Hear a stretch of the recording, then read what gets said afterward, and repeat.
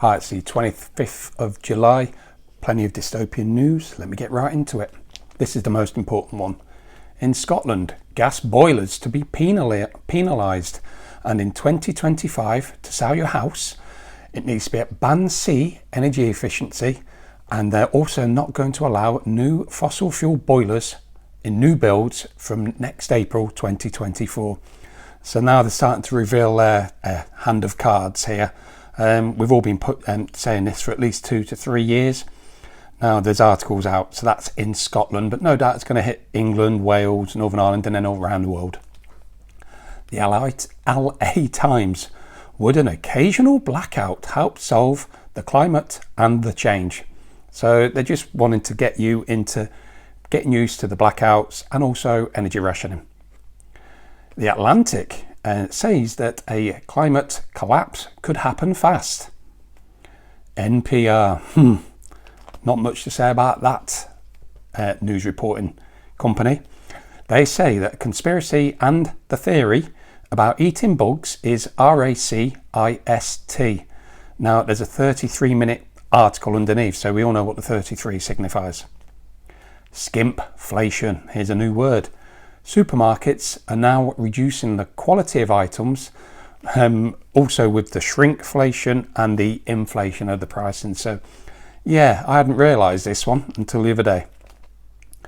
UK, it's ULEZ now, but heat pumps are the next disaster. In New York City, there's a congestion pricing plan, and it's going to get extremely expensive to drive onto Manhattan Island. Trains to European holiday destinations cost 4 times as much as flying. They want you out those planes whatever happens, and they're going to make it extremely expensive for you to travel, and then you'll be in the 15-minute gulag. UK ban on new petrol and diesel cars in 2030 will remain in place. Obviously it's all by design. They'll tell you that they're looking at it, but they've got no intention of looking at it. Driving is becoming the preserve of the rich, again all by design.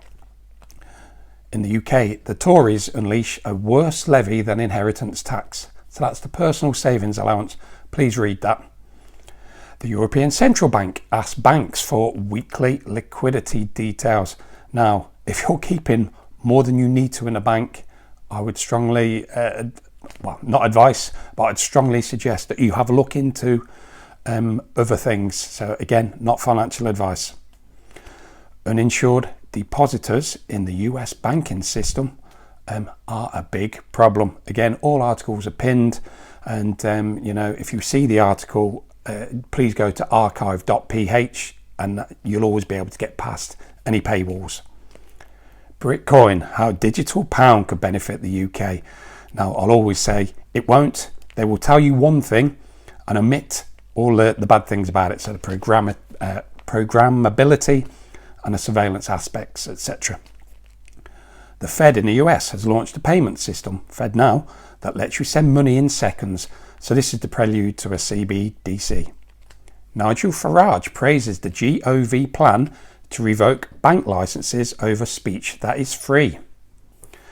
Millennials are hoarding more gold than boomers and Gen Xers. Now, I didn't realise this, but that's really good news. At least the young now are realising that the fiat currency is not a good place to be.